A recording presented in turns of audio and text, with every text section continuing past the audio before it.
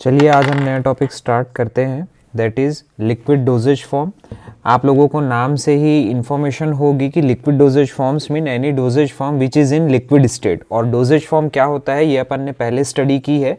कोई भी फॉर्मुलेशन या कोई भी ड्रग को अगर हमको बॉडी में देना है या किसी को एज अ मेडिसिन यूज़ करना है तो किसी न किसी डोजेज फॉर्म में कन्वर्ट किया जाता है। पाउडर डोजेज फॉर्म के बारे में हमने देखा था, जिससे टैबलेट, कैप्सूल और ये सारी चीज़ें बनाई जाती है, जिसमें पाउडर में मेडिकामेंट मिक्स किए जाते हैं, डाइल्यूएंट्स, एडिटिव्स, दूसरे प्रोडक्ट्स उसमें मिले हुए होते हैं, बाइंडर्स वगैरह, डिसइंटीग्रेंट्स, लुब्रिकेंट्स। आज हम लिक्विड डोजेज फॉर्म के बारे में देखेंगे, ऐसे डोजेज फॉर्म जो लिक्विड स्टेट में रहते हैं। कौन कौन से डोजेज फॉर्म जो हम जानते हैं, हमने यूज़ किए हैं। सिरप सबसे कॉमन है, कफ सिरप आती है, खांसी की सिरप आती है, कोल्ड फीवर, बहुत सारी सिरप्स आती है बच्चों के लिए, बड़ों के लिए। Elixirs, alcohol, tinctures, draughts, paint, gargles, mouth washes, ये जितने भी प्रोडक्ट्स हैं जो लिक्विड स्टेट में होते हैं और मेडिकामेंट इसमें मिले होते हैं तो इनको हम ड्रग बोलेंगे, डोजेज फॉर्म बोलेंगे, और लिक्विड स्टेट में होने के कारण हम इनको लिक्विड डोजेज फॉर्म बोलेंगे। Let's begin with the slides. So what is liquid dosage form? It is a dosage form of a chemical compound used as a drug or medication intended for administration or consumption. ऐसे drug या doses form जिनको हम consumption के लिए, medicament purpose के लिए use करते हैं, जो लिक्विड स्टेट में होते हैं, उनको लिक्विड डोजेज फॉर्म बोलते हैं। It may be administered systematically by mouth or injected by using different techniques into the skin, muscles और veins। यहाँ पर ये चीज़ आप लोग समझना, जो लिक्विड डोजेज फॉर्म है का मतलब सिर्फ सिरप ही नहीं है जिसको हम ओरल लेते हैं। लिक्विड डोजेज फॉर्म में सोल्यूशन भी आते हैं जो एम्प्यूल या वायल्स में फील किए जाते हैं और इंजेक्शन के थ्रू उनको सक करके बॉडी में एडमिनिस्टर कराया जाता है। तो कोई भी लिक्विड मेडिकामेंट चाहे आप ओरली लें, टॉपिकली बॉडी पर अप्लाई करें या फिर इंजेक्शन के थ्रू बॉडी के वेन्स में अगर हम दें, तो ये सभी जो लिक्विड स्टेट में मेडिकामेंट होते हैं उन सब को एक साथ हम लिक्विड डोजेज फॉर्म बोलेंगे। प्रिपरेशंस कैसे है इनका, कैसे बनाया जाता है? Liquid dosage forms are prepared by dissolving the active drug substance in an aqueous और नॉन एक्वस सॉल्वेंट। आपके पास जो मेडिकामेंट है सॉलिड डोजेज फॉर्म में, पाउडर या कैप्सूल या ड्रग, टैबलेट, किसी में भी उसके एक्सिपिएंट्स अलग होते थे। उसमें कोई भी लिक्विड मटेरियल आपको फाइनल प्रोडक्ट पे नहीं दिखेगा। इनिशियल मैन्युफैक्चर के टाइम पे हो सकता है उसमें सॉल्ट या शुगर हम ऐड करके ग्रेन्यूल्स बनाने के लिए वेट और ड्राई गम मेथड रहता है, गम को हम डालते हैं, बट फाइनल जो प्रोडक्ट रहता है वो सॉलिड होता है। लेकिन लिक्विड डोजेज फॉर्म में आपको लिक्विड एक्सिपिएंट ही यूज करना है, तभी आपका मेडिकामेंट मिक्स हो पाएगा। जैसे आप सॉलिड डोजेज फॉर्म में डाइल्यूएंट, लैक्टोज, मैनोज, गैलेक्टोज, ये सारे लुब्रिकेंट्स में मैग्नीशियम कार्बोनेट, स्टीरेट, ये सारी चीजें यूज करते थे। अब लिक्विड डोजेज फॉर्म में वो लिक्विड एक्सिपिएंट्स होंगे और आपके लिक्विड क्या है, चाहे तो एक्वस हो, हाइड्रो अल्कोहलिक हो, एल्कोहलिक हो, और नॉन एक्वस की कैटेगरी में एल्कोहल, ईथर, ग्लिसरीन, ये सारे सॉल्वेंट्स आते हैं। बाय सस्पेंड, ये सस्पेंसिंग नहीं सस्पेंडिंग होगा। By suspending the drug in appropriate medium, आपको अपने ड्रग की सॉल्युबिलिटी पता है कि किस मीडियम में वो सॉल्युबल है, पानी में सॉल्युबल है, सॉल्वेंट में सॉल्युबल है या फॉस्फेट बफर में सॉल्युबल है। उसकी सॉल्युबिलिटी जानने के बाद आप अपनी ड्रग को उसमें डिसॉल्व करेंगे bye incorporating the drug substance in an oil और वाटर फेज। अब वो सॉल्वेंट चाहे तो एल्कोहलिक होगा, एक्वस होगा या ऑयली होगा, जिसमें आपकी ड्रग डिसॉल्व होती है। तो जैसे ही आप अपनी ड्रग को उसमें डिसॉल्व करेंगे वो आपका डोजेज फॉर्म तैयार हो जाता है। अब इसमें आप प्रिजर्वेटिव्स, फ्लेवरिंग एजेंट्स, कलरेंट्स, कोई भी प्रोडक्ट मिलाते हैं तो वो सब एक्सिपिएंट्स की कैटेगरी में आता है, जो आप अपने प्रोडक्ट की ब्रांड वैल्यू या मार्केट वैल्यू बनाने के लिए उसमें ऐड करते हैं ताकि आपकी कस्टमर्स बढ़े उस प्रोडक्ट के लिए। So what are the advantages and disadvantages of liquid dosage form?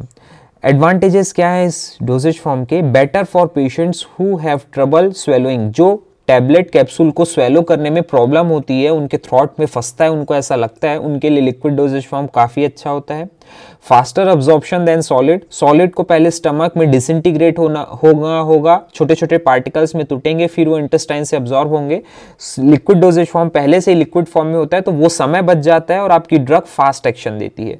More flexibility in achieving the proper doses form of the medication, achieving in proper doses form of medication, यानी flexibility कैसी है, जैसे आपको doctor ने 500 milligram की tablet लेने को कहा है। अब वो टैबलेट तो बल्क फॉर्म में है, यूनिट डोजेज फॉर्म है, उसको आप डिवाइड कैसे करेंगे?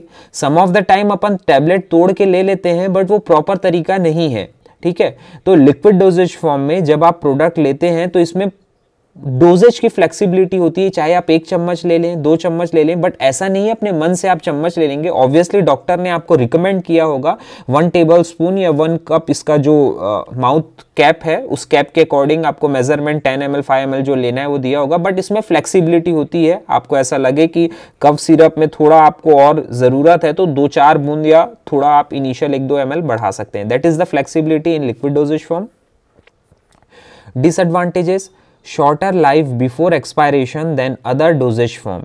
शॉर्टर लाइफ क्यों होती है? क्योंकि ये लिक्विड स्टेट में होते हैं। जो प्रोडक्ट लिक्विड स्टेट में हैं उनमें माइक्रोबियल अटैक के चांसेस ज़्यादा होंगे, टेम्परेचर एनवायरनमेंट का इफेक्ट उन पे ज़्यादा पड़ेगा, इसलिए इनकी स्टोरेज कैपेसिटी सॉलिड के कंपैरिजन में कम होती है। घर में भी हम देखेंगे जो हमारे सूखे प्रोडक्ट्स है, सूखे मसाले या सूखी जो भी चीज़ें हैं, उनको हम ज़्यादा, जो अपना गेहूँ अनाज है उनको ज़्यादा दिन स्टोर करके हम रख सकते हैं, बट जो लिक्विड स्टेट की चीज़ें जैसे अचार वगैरह हुए या फिर कोई और मुरब्बा वगैरह हुआ, उसमें हाथ लगने से वो बहुत जल्दी खराब भी हो जाते हैं। तो जो लिक्विड स्टेट में प्रोडक्ट है उनको प्रिजर्व करने के लिए प्रिजर्वेटिव्स उसमें ऐड करना जरूरी होता है, क्योंकि हम अपने प्रोडक्ट को शेल्फ लाइफ बढ़ा सकते हैं। तो हमारे मेडिसिन में भी preservatives, antibiotics, anti microbial agents, ये सारी चीजें डलती है। More difficult to administer. More difficult to administer क्यों बोल रहे हैं इसको? सम ऑफ द टाइम अगर पेशेंट अनकॉन्शियस है, यानी उसको समझ नहीं है, एक्सीडेंटल केसेस हैं, तो उस कंडीशन में आप लिक्विड डोजेज फॉर्म को स्पून से देना उनके लिए फ्लेक्सिबल नहीं हो पाएगा। ऐसे कंडीशन में पेरेंटल डोजेज फॉर्म्स पर ही हम जाते हैं। Harder to measure the accurately. अब जहां पर आपको ये यहाँ पर फ्लेक्सिबिलिटी ऑफ डोज दिख रहा था, ये इसका एक डिसएडवांटेज भी है, इसलिए क्योंकि डॉक्टर ने आपको कहा है कि आपको 1 चम्मच सुबह शाम ये सिरप लेनी है, ये टिंचर लेना है या माउथ वॉश से गार्गल करना है, तो यहाँ पर डोज एक्यूरेट नहीं होता। कभी आप उसको डिस्पर्स करने में, डिस्पेंस करने में थोड़ा कम या ज़्यादा हो जाएगा लेने में, तो वो डोज जो है वो अनएक्यूरेट होगा। May have special storage requirement. आपको इसमें कोई ना कोई प्रिजर्वेटिव स्टेबिलिटी एजेंट डालना पड़ेगा, तभी आपका प्रोडक्ट स्टेबल होगा। नाउ अब है excipients of the liquid doses form. हमने डेफिनेशन देखी लिक्विड डोजेज फॉर्म क्या होता है, हमने लिक्विड डोजेज फॉर्म के और दूसरे कैरेक्टरिस्टिक्स देखे कि कैसे हम उसको यूज करते हैं। अब है इसमें है एक्सिपिएंट्स कि हम अपने प्रोडक्ट को ड्रग के साथ और कौन कौन सी चीजें ऐड करेंगे। Excipients are defined as the components of formulation other than active ingredients. We know that they can be natural synthetic substance combined with the drug for the purpose of long term stability, making a formulation that contain drug or to confer a therapeutic enhancement of the drug in the final dosage form। ये जो excipients होते हैं ये natural या synthetic कुछ भी हो सकते हैं, जो प्रोडक्ट की स्टेबिलिटी बढ़ाने के लिए हमारे फॉर्मुलेशन में मिलाए जाते हैं ताकि उनका थेरेप्यूटिक इफेक्ट हमको ज़्यादा मिल सके। Selection of excipients depend on upon its physico-chemical properties. जो एक्सिपिएंट्स होते हैं उनकी फिजिकल और केमिकल प्रॉपर्टीज के अकॉर्डिंग ही हम उनको सेलेक्ट करते हैं कि हमारी ड्रग के लिए वो सुटेबल है कि नहीं।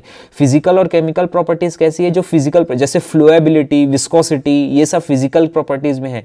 केमिकल स्टेबिलिटी में आपका उसका कलर हुआ, एनवायरनमेंट पे रखने पर कोई केमिकल रिएक्शन, ऑक्सीडेशन, रिडक्शन तो नहीं हो रहा है, ये केमिकल प्रॉपर्टीज के अंदर आ रहे हैं। तो दोनों ही तरह से आपका एक्सिपिएंट आपकी ड्रग के साथ स्टेबल है कि नहीं पहले वो चेक करेंगे, तब हम फाइनल फॉर्मुलेशन बनाते समय उसे ऐड करते हैं। Characteristics of active drug and route of drug administration. किस रूट से आपको ड्रग देनी है उसके अकॉर्डिंग एक्सिपिएंट सेलेक्ट होगा। अगर आपको पेरेंटल रूट से ड्रग देनी है तो बहुत ज़्यादा विस्कस प्रोडक्ट, ऑयली इंजेक्शंस भी लगते हैं, बट आपके ड्रग के साथ क्या कन्वीनियंट है ये आपको समझना पड़ेगा। अब जैसे मैं सिरप दे रहा हूँ, सिरप दे रहे हैं हम 66.7% वेट बाय वेट उसका वो होता है, सिरप का कंसंट्रेशन होता है, उसमें मिठास होती है। तो जब आप इंजेक्शन के थ्रू देंगे किसी प्रोडक्ट को, अपनी ड्रग को, तो उसमें सिरप जैसे प्रोडक्ट मिलाने की जरूरत नहीं है। वो तो इंजेक्शन है, वो तो माउथ से जा नहीं रहा है, उसमें मीठेपन, स्टेबिलिटी की जरूरत नहीं है, दूसरे प्रोडक्ट्स डलते हैं। तो आपको एक्सिपिएंट सेलेक्ट करने के लिए रूट ऑफ एडमिनिस्ट्रेशन काफ़ी फैक्टर है जो आपके प्रोडक्ट के एक्सिपिएंट्स को डिसाइड करेगा। And the characteristics of the active drug, आपकी एक्टिव ड्रग किसमें स्टेबल है, किसके साथ इनकॉम्पेटिबिलिटी कॉज नहीं कर रही है, ये सब समझना पड़ेगा। Now ideal properties of excipients, आपके जो एक्सिपिएंट्स हैं उनके आइडियल पॉइंट्स क्या होंगे, किस तरीके से आप एक्सिपिएंट्स को सेलेक्ट करेंगे। They have efficient functionality for intended use, जिस पर्पस के लिए आप ले रहे हैं, ओरल के लिए, टॉपिकल के लिए, पेरेंट्रल के लिए, अपने प्रोडक्ट को डिसॉल्व करने के लिए, वो सेटिस्फाई करना चाहिए आपका एक्सिपिएंट। दे must B physiologically inert, body में अंदर जाने के बाद उस एक्सिपिएंट का कोई भी इफेक्ट आपकी बॉडी में नहीं होना चाहिए, सिर्फ ड्रग का इफेक्ट मिलना चाहिए। They must have good physical and chemical stability, आपके ड्रग को, मेडिकामेंट को संभाल कर रखे अपने डोजेज फॉर्म में, और जरूरत पड़ने पर जब आप उसे एडमिनिस्टर करें तो रिलीज करे आसानी से, ये उसकी कैपेबिलिटी होनी चाहिए। They should be less sensitive to equipment and process, जिस मशीन में आप तैयार कर रहे हैं डोजेज फॉर्म, उसके साथ सेंसिटाइजेशन नहीं होना चाहिए एक्सिपिएंट का, कि कोई दूसरा प्रोडक्ट बन जाए या डिग्रेड हो जाए प्रोडक्ट, ऐसा नहीं होना चाहिए। नॉन टॉक्सिक होना चाहिए। Acceptable with regard to organoleptic characteristic, ये वर्ड ऑर्गेनोलेप्टिक क्या होता है, ऑर्गेनोलेप्टिक का मतलब इसमें टेस्ट आता है, कलर आता है और ओडर आता है। ऑर्गेनोलेप्टिक जो टेस्ट करने पर, सुगंध लेने पर, दिखने पर जो एक कैरेक्टरिस्टिक प्रॉपर्टी होती है, उसको तीनों को एक साथ ऑर्गेनोलेप्टिक कैरेक्टरिस्टिक्स प्रॉपर्टी बोलते हैं। तो जो एक्सिपिएंट आप मिला रहे हैं उसका कलर, उसका ओडर और उसका टेस्ट आपको सूट करना चाहिए, यानी जिस पर्पस के लिए आप प्रोडक्ट बना रहे हैं वो उसके अकॉर्डिंग होना चाहिए। आपके एक्सिपिएंट वैसे सेलेक्ट करते हैं हम। No influence on drug bioavailability, bioavailability term मैंने 3-4 बार बताया है। Rate and extent of drug into the blood circulation, आपके सर्कुलेशन में किसी दवा के आने का समय और कितनी मात्रा में वो ड्रग आती है, उसको हम बायोअवेलेबिलिटी बोलते हैं। तो वो एक्सिपिएंट आपकी ड्रग की बायोअवेलेबिलिटी पे कोई छेड़छाड़ नहीं करनी होनी चाहिए। Excipient needs to be free from pathogenic micro organism, कोई भी फंगल ग्रोथ, माइक्रोबियल ग्रोथ नहीं होनी चाहिए। They must be in conformance with the regulatory agency requirement, जो FDA है, फूड एंड ड्रग एडमिनिस्ट्रेशन, वो किसी भी प्रकार के कलरेंट, ओडर, एक्सिपिएंट जो भी आप डाल रहे हैं उसको रिकमेंड करती है, उसको अथॉरिटी देती है, उसके रेगुलेशन के बाहर जाकर या उसकी अथॉरिटी के बिना कोई भी ऐसा कलर, जैसे होली में आप रंग वंग मिलाते हैं, गुलाल में चूड़ी रंग, ये वो, इस तरीके के रंग हम बिल्कुल नहीं मिला सकते मेडिकामेंट में। तो जो FDA अप्रूव नहीं करती वो एक्सिपिएंट हम यूज नहीं कर सकते। दे मस्ट बी इकोनॉमिकल, वो आपके product cheap in the sense economic हो कि उसको सारे अपन कस्टमर तक पहुंचा सके। ज्यादा अगर कॉस्टली होगा तो हमारे प्रोडक्ट की कॉस्ट बढ़ेगी और उसकी सेलिंग रुक सकती है। So excipient used in the liquid doses form, पहला है आपका वेहिकल या सॉल्वेंट, जो आपके ड्रग को डिसॉल्व करेगा, चाहे वो पानी हो, चाहे अल्कोहल हो, ईथर हो, कोई भी ऑर्गेनिक सॉल्वेंट हो जिसमें आपकी ड्रग डिसॉल्व हो, वो हम एक्सिपिएंट सबसे पहले सेलेक्ट करेंगे। दूसरा है सॉल्युबलाइजर। सॉल्युबलाइजर ऐसे प्रोडक्ट होते हैं जो कुछ आपके मेडिकामेंट लिक्विड स्टेट में तो बनाना है बट सॉल्युबलाइज प्रॉपर नहीं हो पाते, तो स्टेबलाइजर्स या सॉल्युबलाइजर्स, स्टेबलाइजर्स अलग है, उनमें सॉल्युबलाइजर्स ऐड करे जाते हैं जो उसको उस स्टेट में बनाकर रखते हैं। प्रिजर्वेटिव्स जो आपके ड्रग को फंगल ग्रोथ से बचा कर रखेंगे, प्रिजर्वेशन का काम करेंगे। स्टेबिलाइजर्स जो आपके पीएच मेंटेन करके रखेंगे आपके सोल्यूशन का। एंड ऑर्गेनोलेप्टिक प्रॉपर्टीज, वो तीनों कलर, टेस्ट एंड आपका ओडर, ये सब चीज को मेंटेन करते हैं ऑर्गेनोलेप्टिक प्रॉपर्टीज में। So vehicle, they are the major component used as a base in which drugs and other excipients are dissolved and dispersed. We already know that कोई भी प्रोडक्ट को हमको इसमें मिलाना है तो सॉल्वेंट और एक्सिपिएंट्स इसमें आते हैं व्हीकल में। The function by breaking of bond and reducing the effective charge on ions, thus increasing solute and solvent forces of attraction which are eventually greater than solute-solvent force of attraction. इसमें आने वाले जो product हैं वो हम next topic में जब देखेंगे, liquid doses form, monophasic liquid doses form और बाईफेजिक लिक्विड डोजेज फॉर्म आते हैं। मोनोफेजिक लिक्विड डोजेज फॉर्म जिसमें एक ही प्रकार का लिक्विड मिला होगा जिसको सेपरेशन के चांसेस कम होते हैं, लेकिन बाईफेजिक लिक्विड डोजेज फॉर्म में दो अलग अलग सॉल्वेंट के फेज होते हैं जो लिक्विड फेज में ही रहेंगे बट वो दो फेज होंगे, तो उनको डिसॉल्व करने के लिए और दूसरी टेक्निक हम यूज करते हैं। तो यहाँ पर यही बताया जा रहा है जो भी लिक्विड है उसमें सॉल्यूट और सॉल्वेंट, ये दो प्रोडक्ट जो है वो सारे लिक्विड डोजेज फॉर्म में होंगे, चाहे मोनोफेजिक हो चाहे बाईफेजिक हो। सॉल्यूट और सॉल्वेंट को आपस में मिलाकर रखने के लिए monophasic liquid doses form form में या बाईफेजिक लिक्विड डोजेज फॉर्म में अलग अलग तकनीक होती है। मोनोफेजिक लिक्विड डोजेज फॉर्म में फेज सेपरेट नहीं होते, लेकिन सॉल्यूट और सॉल्वेंट को भी आपस में जोड़ कर रखने, मिला कर रखने के लिए इसमें हम दूसरे प्रोडक्ट्स भी ऐड करते हैं जो वेहिकल में ही होते हैं, जिसके कारण हमारे सॉल्यूट सॉल्वेंट आपस में चिपक कर रहते हैं और हमको उसकी इफेक्टिविटी मिलती है। दे में भी ये एक्वस हो सकते हैं, water, polyhydric alcohol, hydro alcoholic solution और बफर। ये ऑयली हो सकते हैं, vegetable, mineral oil, oily bases and emulsified bases. दूसरा एक्सिपिएंट क्या है अपना, to increase the solubility of the drug. हमारा सॉल्वेंट तो हमको, वेहिकल तो पता चल गया किसमें हमारी ड्रग को हमको मिक्स करना है, अब उसकी सॉल्युबिलिटी को कैसे बढ़ाया जाए, हमारी ड्रग ज्यादा से ज्यादा उसमें घुल। जैसे हम शक्कर की बात करते हैं, 1 चम्मच शक्कर को हम 10 ml पानी में घोलते हैं। अगर हम 10 चम्मच शक्कर ले लें और 10 ml पानी में घोलना चाहें तो वो हमारे लिए बहुत डिफिकल्ट होगा, क्योंकि वो हमारे लिक्विड की कैपेसिटी नहीं होगी। तो मोस्ट ऑफ द टाइम्स अगर हम ज़्यादा उसमें ड्रग ऐड नहीं कर सकते लेकिन सॉल्युबिलिटी को बढ़ाना है तो हम सॉल्युबलाइजर उसमें ऐड करते हैं। By addition of buffer to the formulation, they act by binding the hydrogen formulations to control potential charge in the pH. Example, phosphate buffer, acetate buffer, citric acid, phosphate buffer. Some of the time अगर हमारा product soluble नहीं हो रहा है तो हम उसमें इस टाइप के बफर्स मिलाते हैं जो हाइड्रोजन आयन के पोटेंशियल चार्ज को कंट्रोल करके रखते हैं और pH मेंटेन करके रखते हैं। इनको सॉल्युबलाइजर्स बोलेंगे। Co-solvency, by addition of water miscible solvent in which drug has good solubility, the solvent has known as co-solvent. Solvent के जैसे ही दूसरा सॉल्वेंट से जब हम पहले सॉल्वेंट के सापेक्ष मिलाते हैं तो उसको को-सॉल्वेंट बोलेंगे, यानी फर्स्ट एंड सेकंड, पहला सॉल्वेंट और दूसरा सॉल्वेंट दोनों में मिला देते हैं ताकि उसकी सॉल्युबिलिटी एनहांस हो जाए। Waiting agents and surfactants. Waiting agents का मतलब वेट यानी गीला, जो वेटिंग आपके प्रोडक्ट को मॉइस्चर या गीला करके बना के, क्योंकि ये लिक्विड डोजेज फॉर्म है। एंड सर्फेक्टेंट, सरफेस टेंशन को कम करे ताकि आपके प्रोडक्ट की इफेक्टिविटी अच्छी हो। They absorb air at liquid at solid particle surface and keep them away from vehicles, which ultimately promotes penetration of vehicle into the pores and capillaries of the particle. Example, sodium lauryl sulfate. ये एक surfactant है, detergent जिसको हम बोल सकते हैं आम भाषा में। ये डिटर्जेंट आपके सरफेस की लेयर को पोरस बनाते हैं, तो जब आप इसमें मेडिकामेंट मिक्स करते हैं तो मेडिकामेंट को अंदर तक लेकर जाते हैं और आसानी से यूनिफॉर्मली मिक्स कर देते हैं। तो ये सर्फेक्टेंट भी हमारे एक्सिपिएंट्स के अंदर आते हैं जो सॉल्युबिलिटी को एनहांस करेंगे।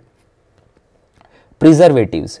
Preservatives becomes unavoidable in liquid dosage form to prevent the growth of microorganisms during production and over storage of time.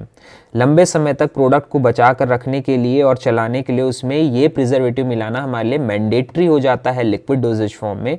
They should be effective against broad spectrum of micro organisms. जो broad spectrum का मतलब कैसे होता है, एक से अधिक micro organism पे अगर हमारी ड्रग इफेक्ट करती है तो उसको ब्रॉड स्पेक्ट्रम एंटीबायोटिक या माइक्रो ऑर्गेनिजम्स इफेक्टिव ड्रग बोलेंगे।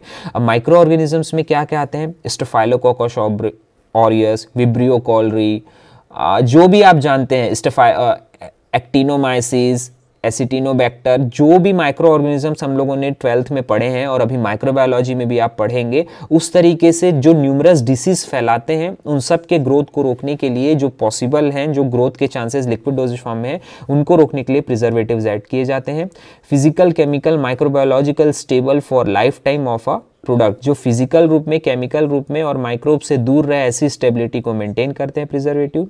नॉन टॉक्सिक, जो टॉक्सिसिटी कॉज नहीं करेंगे। सेंसिटाइजेशन नहीं होना चाहिए, प्रॉपर सोल्यूबल होने चाहिए, कॉम्पेटेबल हो आपके दूसरे प्रोडक्ट के साथ, with acceptable taste and odour, और उनका स्वाद और ओडर यानी सुगंध भी काफ़ी अच्छी होनी चाहिए। ये सारी प्रॉपर्टीज़ होनी चाहिए प्रिजर्वेटिव्स में। टाइप्स ऑफ प्रिजर्वेटिव, एसिडिक की हम बात करें जिसमें phenol, benzoic acid, sorbic acid आता है। न्यूट्रल प्रिजर्वेटिव्स में क्लोरोब्यूटेनॉल, बेंजाइल अल्कोहल और क्वाटरनरी अमोनियम कंपाउंड्स में बेंजलकोनियम क्लोराइड। ये सारे एक्सिपिएंट्स की कैटेगरी है प्रिजर्वेटिव्स की, जो हमारे प्रोडक्ट के अकॉर्डिंग चूज की जाती है कि हमारा मेडिकामेंट कौन से प्रिजर्वेटिव्स के साथ ज्यादा स्टेबल है। Stabiliser, oxidation, photolysis, solvosis and dehydration are the common transformations takes place in the liquid dosage form. आपका जो liquid dosage form है उसमें oxidation की प्रॉपर्टी होगी, अगर वो ओपन एनवायरनमेंट में ऑक्सीडाइज्ड हो जाएंगे जिसकी वजह से उसका केमिकल फॉर्म चेंज हो जाएगा। लिक्विड से हो सकता है वो सॉलिड में, solid in the sense coagulate हो जाए, ऐसा हो जाए। फोटोलिसिस, फोटो या सनलाइट एंटर करने से वो प्रोडक्ट डिग्रेड हो जाए, कलर चेंज हो जाए। सॉल्वोलाइसिस, सॉल्वेंट में ही दोनों जो लेयर्स हैं अलग अलग सेपरेट हो जाए। डिहाइड्रेशन हो जाए, अगर वाटर मॉलिक्यूल्स एनवायरनमेंट में उड़ जाए उसके, अगर कोई एरोमेटिक प्रोडक्ट है तो अरोमा खत्म हो जाएगी। ये सारी बहुत सारी प्रॉब्लम्स होती है लिक्विड डोजेज फॉर्म के साथ, उनको रोकने के लिए स्टेबलाइजर्स इनमें ऐड किए जाते हैं। अब मैं एंटीऑक्सीडेंट्स की बात करूंगा। ये फ्री रेडिकल्स को रोकते हैं, रिडक्शन यानी ऑक्सीडेशन जो होता है प्रोडक्ट का उसको रोकते हैं, फ्री रेडिकल्स को बढ़ने नहीं देते क्योंकि वो हमारे लिए हार्मफुल है। They act as chain terminator where it reacts with free radicals in solution to stop the free radical propagation.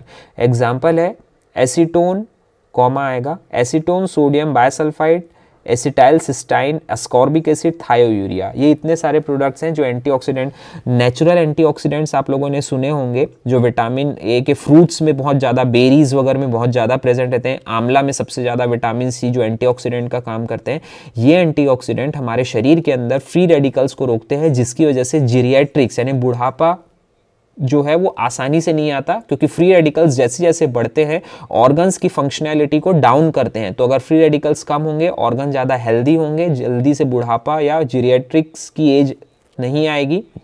तो वो सब एंटीऑक्सीडेंट की अपनी इंपॉर्टेंस है, इसलिए स्टेबलाइजर्स हमारे लिक्विड डोजेज फॉर्म में ऐड किए जाते हैं क्योंकि वो रेडिकल फॉर्मेशन को रोकते हैं। एंटी फोमिंग एजेंट, फोम का उल्टा एंटी फोमिंग, अगर फोम नहीं बनना है प्रोडक्ट में, नहीं बनने देना है तो उसमें एंटी फोमिंग एजेंट ऐड किए जाते हैं। They are effective at discouraging the formation of stable foam or foams by lowering the surface tension and cohesive binding of the liquid phase. Example simethicone, organic phosphates, alcohol and paraffin oils. ये जो product होते हैं ये foam बनने से रोकते हैं, क्योंकि फोम अगर बन जाएगा तो प्रोडक्ट बाहर नहीं आ पाएगा और उसकी कैपेसिटी जो इफेक्टिविटी है वो डाउन हो जाएगी। तो एंटी फोम, ऐसे प्रोडक्ट जो फोम बनाते हैं उसमें एंटी फोमिंग एजेंट ऐड किए जाते हैं। प्रोडक्ट का मतलब ड्रग, अगर ड्रग में ये प्रॉपर्टी है तो एंटी फोमिंग मिक्स कर देंगे ताकि वो फोम ना बनाए और आपकी बॉडी में इफेक्ट दे। सस्पेंडिंग एजेंट, जो सस्पेंड यानी मिलाकर रखते हैं। These agents excipients help active pharmaceutical ingredients stay suspended in the formulation and prevent caking at the bottom of the container. Caking मतलब केक जो अपन खाते हैं ना, वैसे केक जैसे एक डल्ला बन जाता है आपके सॉल्वेंट के अंदर, जो आपके मेडिकामेंट है नीचे जाके सेटल डाउन हो जाते हैं, उसको केक बोलेंगे। वो केकिंग को रोकने के लिए सस्पेंडिंग एजेंट डाला जाता है। तो जब हम शेक करते हैं या शेक बाईफेजिक में शेक करना ज़रूरी होता है, मोनोफेजिक में लिक्विड डोजेज फॉर्म में शेक ना भी करें तो हमारा सस्पेंडेड जो मेडिकामेंट है पूरी बॉटल में ऐसे फैल कर रहता है, कहीं जमा हुआ नहीं रहता। तो ऐसा ना हो कि जब हम उसको इंजेस्ट करें तो पानी पानी चले गया और नीचे मेडिकामेंट सेटल हो गया, वैसा नहीं होना चाहिए, इसलिए उसमें सस्पेंडिंग एजेंट ऐड किए जाते हैं। Organoleptic properties, flavouring agent, flavour जो देता है। They are use to mask the taste of drug, many of which have a very pleasant taste. Example vanilla, raspberry, orange oil, lemon oil used for the oral solution. इतने तरीके के solvent जो recommended FDA approved flavouring agent है वो आपके drug में मिलाए, doses form में मिलाए जाते हैं।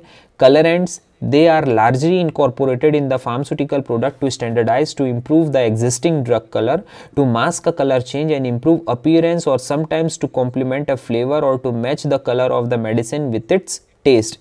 आपके ड्रग के, जैसे आपने ऑरेंज लिया, ऑरेंज की आप ड्रग बना रहे हैं, ऑरेंज के पल्प को निकालकर कोई विटामिन सी की टैबलेट आप बनाना चाह रहे हैं जो न्यूट्रासूटिकल्स यानी न्यूट्रिशन वाली ब्रांच जो को न्यूट्रासूटिकल्स बोलते हैं। जैसे फार्मास्यूटिक्स है वैसे न्यूट्रासूटिक्स है जिसमें सिर्फ न्यूट्रिशन वाले ड्रग ही बनाए जाते हैं। तो ऐसी अगर कोई ऑरेंज की आप टैबलेट बनाना चाह रहे हैं जिसमें ऑरेंज अवेलेबल है तो उससे मिलता जुलता आप कलरेंट उसमें ऐड करेंगे तो आपकी ड्रग की जो विजिबिलिटी है वो काफ़ी अच्छी इंप्रेसिव होगी। तो ऐसे तो कलरेंट्स को सेलेक्ट करते समय ड्रग को ध्यान में रखा जाता है, कैसा ड्रग है, टेस्ट कैसा होगा, कलर कैसा होगा, उसके अकॉर्डिंग फ्लेवरिंग और कलरिंग एजेंट ऐड किए जाते हैं। एग्जाम्पल है red colour with the cherry flavour, yellow with lemon, green with mint, purple with the black currant etcetera. ऐसे बहुत सारे कलर्स और फ्लेवर्स होते हैं जो हम अपने प्रोडक्ट में डाल सकते हैं जो रिकमेंडेड है यानी जो ऑथराइज्ड है। Sweeteners, they are employed in liquid pharmaceutical dosage form intended for oral administration, especially to increase the palatability of the therapeutic agent. Sweeteners की ज़रूरत तभी होगी जब हम ओरल रूट से कोई ड्रग लेंगे। स्किन के बाहर अगर लगाना है तो शक्कर की ज़रूरत नहीं है, स्किन के पेनिट्रेट करके इंजेक्शन देना है तो हमको उसमें शुगर की ज़रूरत नहीं है। तो स्वीटनर सिर्फ ओरल इंजेक्शन पर ही, एडमिनिस्ट्रेशन पर ही काम आएगा। ये हमारे ड्रग की पैलेटेबिलिटी यानी पैलेटेबल यानी खाने में स्वादिष्ट कह सकते हैं, जो आसानी से हम निगल सकें, ले सकें, तो वो पैलेटेबिलिटी को इंक्रीज करते हैं। Sucrose, sorbitol, mannitol, saccharin, sodium xylitol, high fructose corn syrup, ये सारे प्रोडक्ट्स हैं जिनको मिक्स करके उनकी स्वीटनिंग प्रॉपर्टी को बढ़ाया जाता है। अब है हमारा सॉल्युबिलिटी एनहांसमेंट टेक्निक्स। अभी तक हमने लिक्विड डोजेज फॉर्म के बारे में देखा कि लिक्विड डोजेज फॉर्म होते क्या हैं, एडवांटेज डिसएडवांटेज क्या है, कैरेक्टरिस्टिक प्रॉपर्टी क्या है इनकी, क्यों हम लिक्विड डोजेज फॉर्म यूज़ करते हैं, या इसमें कौन कौन से एक्सीपिएंट्स हम मिक्स करते हैं जिससे कि हमारा फॉर्मुलेशन बन सके। तो अभी हमारा फॉर्मुलेशन बनाने की हमने सारी चीज़ें पढ़ ली। अब है solubility enhancement technique. Liquid doses form में सबसे इंपॉर्टेंट सॉल्युबिलिटी है आपके ड्रग की। अगर आपका ड्रग सॉल्वेंट में डिसॉल्व नहीं हो रहा है तो आप कोई भी डोजेज फॉर्म, चाहे गार्गल बना लो, थ्रॉट पेंट बना लो, सिरप बना लो, एलिक्सर बना लो, कुछ भी बना लो, अगर आपकी ड्रग उसमें डिसॉल्व ही नहीं होगी तो उसका इफेक्ट आपको नहीं मिलेगा। तो ऐसे ड्रग की सॉल्युबिलिटी बढ़ाने के लिए हम कौन कौन से टेक्निक्स यूज करते हैं वो इस टॉपिक में हम देखेंगे। ये आपके चैप्टर का ही पार्ट है। So definition: solubility is defined in quantitative term as concentration of solute in concentrated solution at a certain temperature, and in a qualitative way it can be defined as a spontaneous interaction of two or more substance to form a homogeneous molecular dispersion। आपके solvent, आपके liquid doses form में दो चीज होगी ही होगी, जो है solute और सॉल्वेंट। ऑस्मोसिस की भी डेफिनेशन आप जानते हैं, जब हमारा सॉल्यूट लोअर कंसंट्रेशन से हायर कंसंट्रेशन की तरफ एक सेमी परमेबल मेम्ब्रेन की तरफ जाता है तो उस प्रोसेस को हम ऑस्मोसिस बोलते हैं। और वो क्रिया, ये प्रोसेस किस में होती है? सॉल्यूशन में होती है। तो सॉल्यूशन में सॉल्यूट और सॉल्वेंट का होना जरूरी ही है। तो ये सॉल्यूट और सॉल्वेंट को आपस में एक डिफाइंड टेम्परेचर पर मिलाकर स्टेबल रखने की जो क्रिया है उसको हम सॉल्युबिलिटी बोलते हैं, कि सॉल्यूट सॉल्वेंट आपस में मिक्स होकर रहे और एक होमोजेनस मॉलिक्यूलर डिस्पर्शन बने। Solubilization can be defined as the preparation of thermodynamically stable isotropic solution of a substance normally insoluble or slightly soluble in given solvent by introduction of an additional component or components। आपका सॉल्युबिलाइजेशन की जो process है वो thermodynamically stable product बनाने की क्रिया है, solution बनाने की क्रिया है, जो नॉर्मली सब्सटेंस जो है अगर सॉल्यूबल नहीं हो पाते तो उनमें ऐसे मेडिकामेंट्स, कंपोनेंट्स को ऐड किया जाता है ताकि वो अपनी स्टेबिलिटी को मेंटेन करके रखें और हमें थेराप्यूटिक इफेक्ट प्रॉपर रूप से दे पाएं। अब ये देखिए, एक चार्ट देखिए, हाई सॉल्युबिलिटी, हाई परमिएबिलिटी, लो सॉल्युबिलिटी, लो परमिएबिलिटी। ये 4 क्लास जो है उसको BCS क्लासिफिकेशन भी हम कह सकते हैं, जो नेक्स्ट स्लाइड में देखेंगे, बायोफार्मास्यूटिकल क्लासिफिकेशन सिस्टम। ये डिफाइंड है हमारे सब्जेक्ट में कि किस तरीके से 4 क्लास में हमारे सॉल्वेंट या सोल्यूशन को हम डिवाइड कर सकते हैं। पहली क्लास क्या बोलती है? High solubility. ये आपके GPAT जो कॉम्पिटिटिव एग्जाम होती है फाइनल ईयर के बाद, 4th ईयर के बाद बी फार्मेसी स्टूडेंट में, ये कॉम्पिटिटिव एग्जाम में बहुत बारी ये क्वेश्चन आता है और अब भी रिपीट होता है। यानी सॉल्युबिलिटी निकालने के लिए BCS क्लासिफिकेशन के लिए क्लास 2 क्या बोलता है? क्लास 2 बोलता है लो सोल्यूबल और हाई परमिएबल। क्लास 1 क्या बोलता है? High soluble, high permeable with rapid dissolution. तो ये क्लास हम समझते हैं। क्लास 1 का मतलब, अब ये बॉक्स से चीज़ें समझ आ जाएगी, जैसे हमने मेंडल्स लॉ जो 12th में निकाला था, ऐसी बॉक्स बना के निकालते थे, यहाँ से R और Y दोनों मिक्स होके क्या बनेगा, वो वैसा ही है ये फर्स्ट क्लास। फर्स्ट जो है हाई सॉल्युबिलिटी, हाई परमिएबिलिटी। ऐसा कोई ड्रग जिसकी सॉल्युबिलिटी भी अच्छी है, जिसकी परमिएबिलिटी यानी आपके बॉडी के अंदर जाने के बाद आसानी से आपके ब्लड सर्कुलेशन में आ सके, ऐसे सॉल्वेंट को, सॉल्यूशन को हम क्लास 1 में रखते हैं। क्लास 2 जिसकी सॉल्युबिलिटी लो है लेकिन परमिएबिलिटी काफ़ी अच्छी है, उसको हम क्लास 2 में रखेंगे। Class 3 high solubility but low permeability. Soluble तो काफ़ी अच्छा है आपके सोल्यूशन में बट परमिएट नहीं कर पा रहा है आपकी बॉडी के अंदर, तो इफेक्ट नहीं मिलेगा। And class 4 low solubility, low permeability, जो पेनिट्रेशन भी प्रॉपर नहीं है और सॉल्युबिलिटी भी अच्छी नहीं है। लिपिड, हमारा बॉडी के अंदर लिपिड सॉल्युबल ड्रग ज़्यादा फास्ट एक्शन देती है क्योंकि हमारे शरीर में लिपिड प्रोडक्ट्स ज़्यादा है। तो बायोफार्मास्यूटिकल क्लासिफिकेशन सिस्टम, ये 4 क्लासेस वही अपने को क्या बता रही है? जिस प्रोडक्ट की सॉल्युबिलिटी और परमेबिलिटी दोनों हाई हैं उसका अब्जॉर्प्शन काफ़ी अच्छा होगा।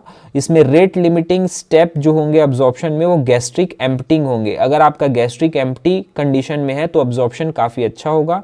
लो सॉल्युबिलिटी बट हाई परमिएबिलिटी, इनका अब्जॉर्प्शन वेरिएबल है, कभी आसानी से अब्जॉर्ब हो जाएंगे, कभी नहीं हो पाएंगे, लेकिन इनके रेट लिमिटिंग स्टेप जो है वो डिसोल्यूशन है, ये इनको डिसॉल्व होने में थोड़ी प्रॉब्लम होगी।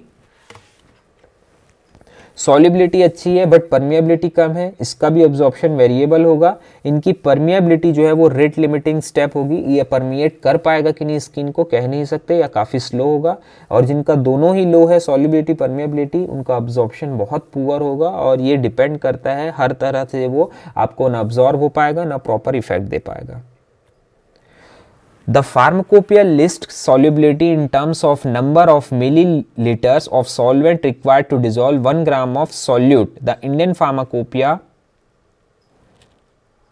provides general terms to describe a given range. These descriptive terms are, ये जो चार्ट है ये भी आपके कॉम्पिटिटिव एग्जाम का एक मेजर क्वेश्चन, फार्मासिस्ट की एग्जाम में भी बहुत बार ये क्वेश्चन पूछे गए हैं। सोल्यूबल, वेरी सोल्यूबल यानी कितना होता है, उसकी रेंज क्या है, ये रेंज फार्माकोपिया में दी हुई है। और फार्माकोपिया में जैसे मैंने बताया था मैट्रिक सिस्टम ही चलता है, ml और लीटर और ग्राम और kg। तो 1 ग्राम सॉल्यूट को ml ऑफ सॉल्वेंट में मिलाने के लिए कितने सॉल्वेंट की जरूरत है वो हम उसमें पढ़ेंगे, सॉल्युबिलिटी को डिफाइन करती है ये चीज। सो यहाँ पर definition, very soluble, freely soluble, soluble sparingly, slightly, very slightly and insoluble, ये इतनी कैटेगरीज है, लगभग 7 कैटेगरीज है। तो जो वेरी सोल्यूबल प्रोडक्ट होगा, parts of the solvent required for 1 part of the solute, 1 part soluble को आपके सॉल्यूशन को सॉल्यूट में मिलाने के लिए कितने सोल्यूशन सॉल्वेंट की जरूरत लगेगी, that is less than 1। Very soluble अगर आपका कोई सोल्यूशन, हम तब बोलेंगे जब 1 ग्राम, जैसे आपने अपनी समझ जाइए 900 मिलीग्राम आपने शक्कर ली, उसको 900 मिलीग्राम को आप 1 ml वाटर में डिसॉल्व करते हैं तो उसको हम वेरी सोल्यूबल बोलेंगे, जो 1 ग्राम लेने पर 1 ml पानी में कंप्लीटली डिसॉल्व हो जाता है। फ्रीली सोल्यूबल 1 to 10 ग्राम, यानी ऐसा प्रोडक्ट जिसको 10 ml पानी में मिलाने के लिए 1 से 10 ग्राम के बीच, 1 ग्राम समझ जाइए 1 ग्राम लेना पड़ता है, तो हम उसको फ्रीली सोल्यूबल बोलेंगे। सोल्यूबल 10 to 30 पार्ट अगर किसी बड़े प्रोडक्ट में हम 100 में मिक्स करते हैं तो उसको सोल्यूबल बोलेंगे। स्पेरिंगली सोल्यूबल 30 to 100 पार्ट होगा। स्लाइटली सोल्यूबल को 100 to 1000 पार्ट अगर हम सॉल्वेंट में डिसॉल्व करते हैं। वेरी स्लाइटली सोल्यूशन किसको बोलेंगे, जो 1000 to 10,000 पार्ट में डिसॉल्व होता है। और इनसोल्यूबल जो 10,000 पार्ट में भी अगर डिसॉल्व नहीं हो पा रहा है पानी के, जैसे हमने 1 ग्राम प्रोडक्ट लिया उसको 10,000 ml तक डिसॉल्व करके देख रहे हैं नहीं हो रहा है तो वो इनसोल्यूबल है। Now the importance of solubility, क्यों हम सॉल्युबिलिटी की स्टडी हमारे लिए इंपॉर्टेंट है। Therapeutic effectiveness of a drug depends upon the bioavailability and ultimately upon the solubility of the drug molecule. जो इंपॉर्टेंस है, ड्रग की जो वैल्यू मिलनी है वो तभी मिलनी है जब वो बायो अवेलेबल हो और उसकी जो सॉल्युबिलिटी है वो काफ़ी अच्छी हो, इसलिए हमको सॉल्युबिलिटी की स्टडी बहुत ज़रूरी है। Solubility is one of the important parameter to achieve desired concentration of drug in systemic circulation for pharmacological response to be shown. अगर वो ड्रग सोल्यूबल बहुत अच्छी होगी तो आपके स्किन मीन्स आपके सर्कुलेशन में आएगी, और जैसे ही ड्रग ब्लड सर्कुलेशन में आती है तो अपना इफेक्ट देना शुरू कर देती है। Currently, only 8% of new drug candidate have both high solubility and high permeability। बहुत रेयर ड्रग होती है जिनकी solubility और permeability दोनों अच्छी हो। जो अभी नए ड्रग कुछ आ रहे हैं उनमें काफ़ी रेयर परसेंटेज, 8% ही ड्रग ऐसी है जिनमें ये क्लास 1 कैटेगरी में वो ड्रग आती है। Nearly 40% of the new chemical entities currently being discovered are poor water soluble। जो दवा वाटर में 100% soluble नहीं हो पाती उनकी प्रॉपर्टी थोड़ी वीक हो जाती है। भले ही हमारे शरीर में लिपिड सोल्यूबल ड्रग का इफेक्ट काफ़ी अच्छा होता है, बट ड्रग जो है बनाते समय वो वाटर सोल्यूबल काफ़ी अच्छी होनी चाहिए, तब वो हमारे बॉडी में इफेक्ट देगी। More than 1/3 of the drugs listed in US pharmacopoeia water soluble क्यों प्रीफर करते हैं, क्योंकि आप सॉल्वेंट में डिसॉल्व करेंगे तो सॉल्वेंट का खर्चा, पानी अपने को फ्री में मिल जाता है, लेकिन इंडस्ट्री में फ्री वाला पानी यूज़ नहीं करते, प्रॉपर स्टरलाइज करके डिस्टिल्ड वाटर यूज़ करते। बट पानी फिर भी सॉल्वेंट से सस्ता ही होगा, चाहे आप ईथर, एल्कोहल, कोई भी सॉल्वेंट ले, वैक्स, ऑयल, कुछ भी ले, तो जो ड्रग वाटर में सोल्यूबल होती है प्रीफर उसी को किया जाता है। ऑर्गेनिक सॉल्वेंट की कोई टॉक्सिसिटी भी जैसी नहीं रहेगी आपके वाटर में, तो वाटर फेस को सबसे ज़्यादा प्रिफर किया जाता है। More than 1/3 of the drug listed in US pharmacopoeia जो है वो सॉल्युबिलिटी के बिहाफ पे डिवाइड की गई है यूएस फार्माकोपिया में। Fall into the poorly water soluble, ये पॉइंट नहीं आएगा, इसी का ही पॉइंट है, पुअरली वाटर सोल्यूबल और water insoluble categories. US pharmacopoeia में 1/3 ड्रग ऐसी है जो पानी में डिजोल्व नहीं हो पाती या बहुत कम पुअर सोल्यूबल है। Low aqueous solubility is the major problem encountered with the formulation development of new chemical entities। ऐसे aqueous solubility जिनकी कम होती है बहुत बड़ा कंसर्न है फॉर्मुलेशन बनाने के लिए। Any drug to be absorbed must be present in a form of an aqueous solution at the site of absorption। कोई भी जो ड्रग है जिसको अगर absorb होना है हमारे बॉडी में, वो एक्वस सॉल्यूशन के फॉर्म में अगर होगी तो साइट ऑफ एब्जॉर्प्शन से काफ़ी आसानी से इनकॉर्पोरेट होती है। ये है सॉल्युबलाइजेशन। अब ये देखिए आपका ABC 3 आपको डायग्राम यहाँ पर दिख रहे हैं। यहाँ पर जो आपका सॉल्यूट है ये सेटल डाउन हो गया है, पूरा एक जगह इकट्ठा हो गया है।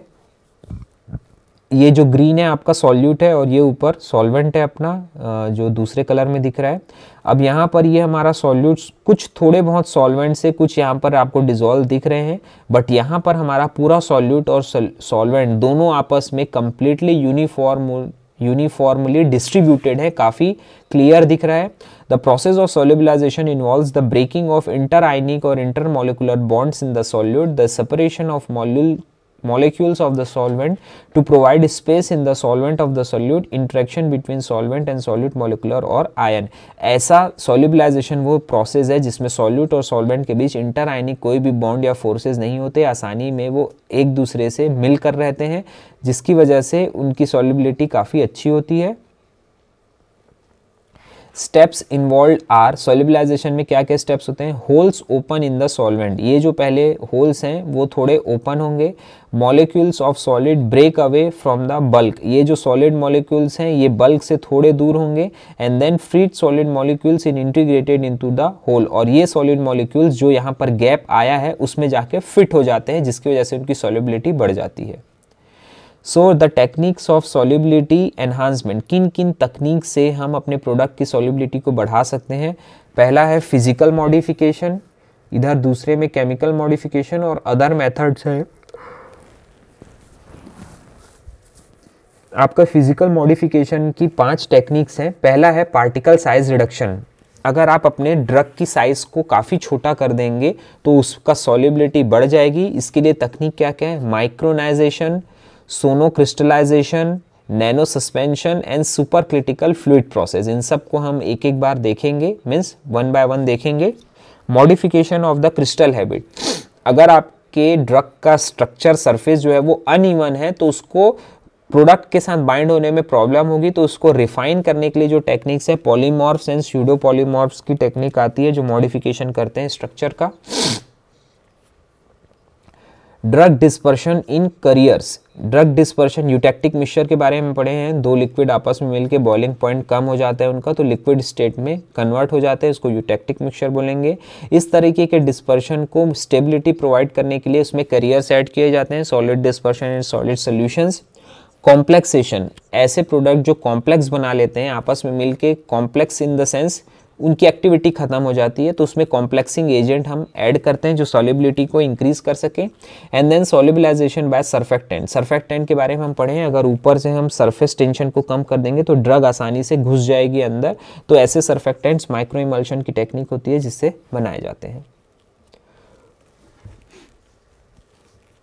Chemical modifications, that is change in the pH, use of buffer and derivatization.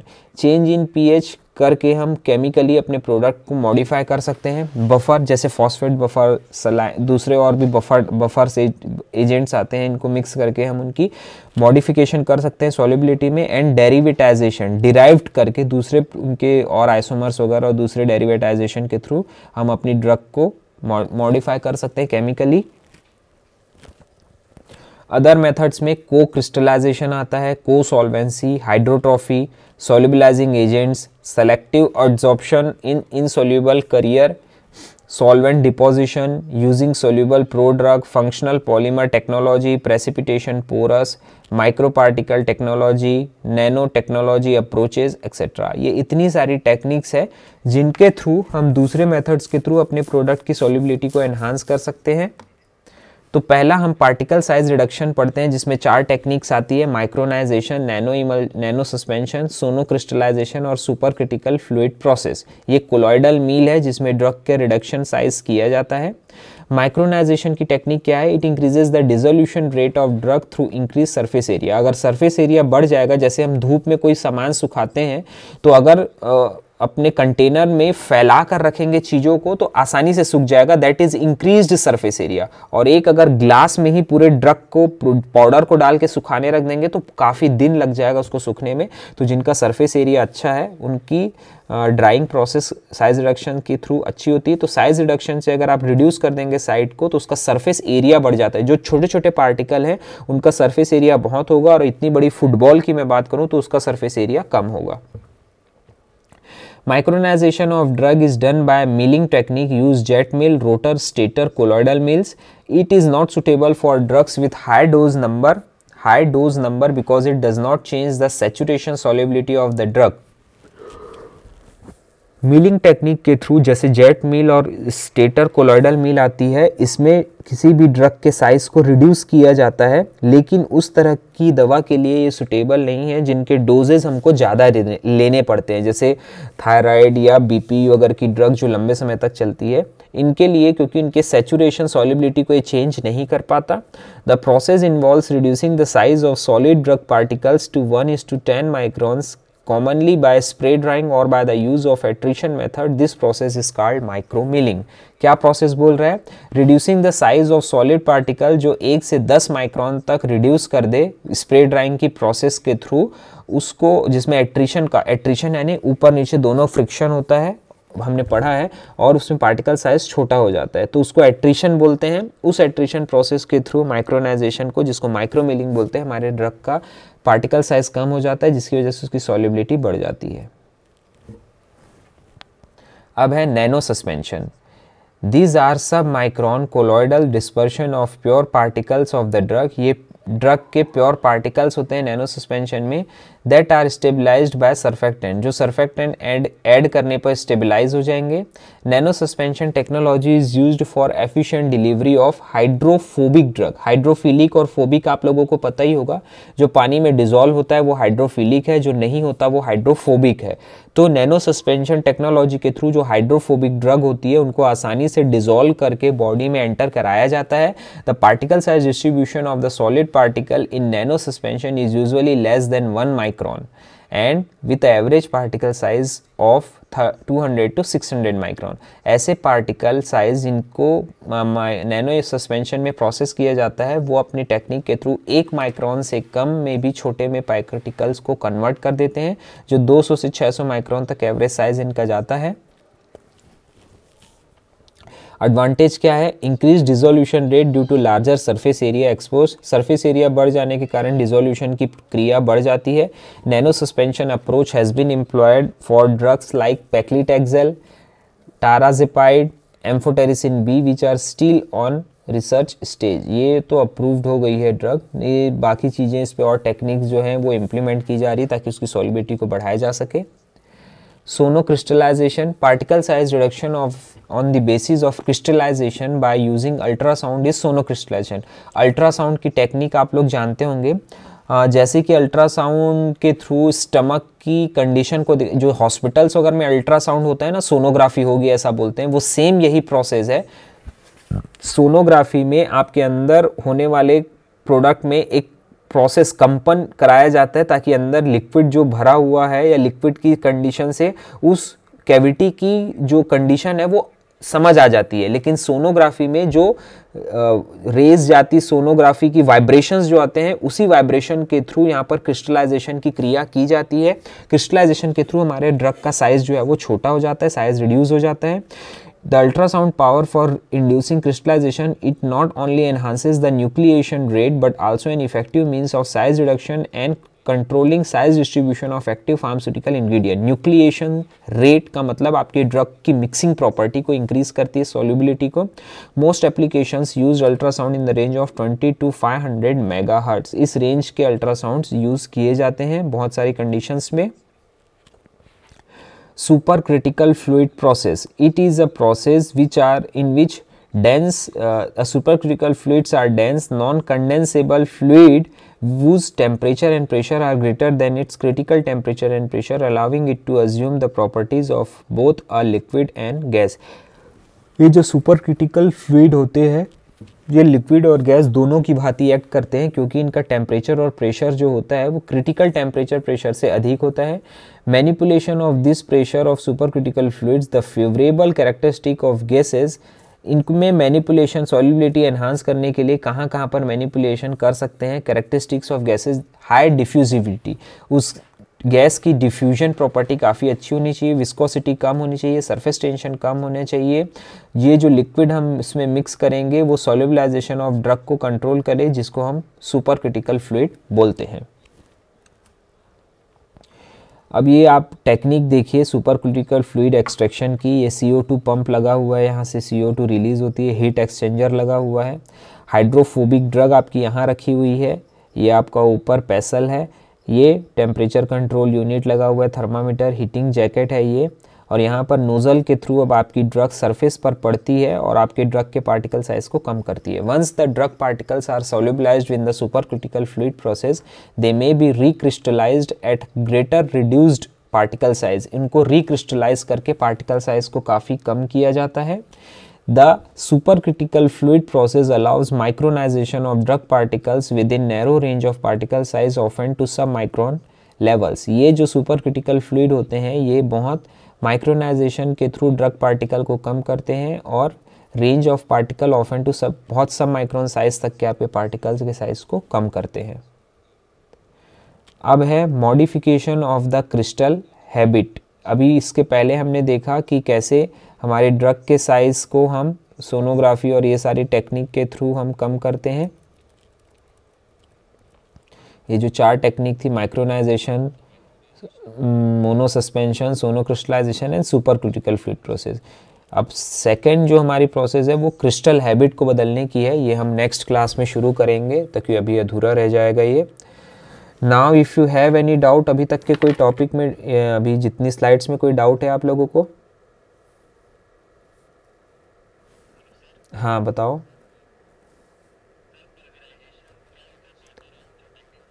हाँ, पल्वेराइजेशन का मतलब किसी भी ड्रग के साइज को छोटा करना, पल्वेराइज करना, दैट इज पल्वेराइजर। उसको हम ग्रिंडर, मिक्सर भी बोल सकते हैं, सेम टेक्निक पे वर्क करते हैं।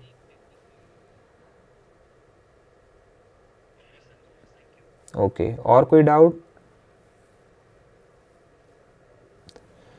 चलिए ठीक है, फिर अपन ये नेक्स्ट टॉपिक नेक्स्ट क्लास में डिस्कस करेंगे, बचा हुआ टॉपिक इसका। ठीक है।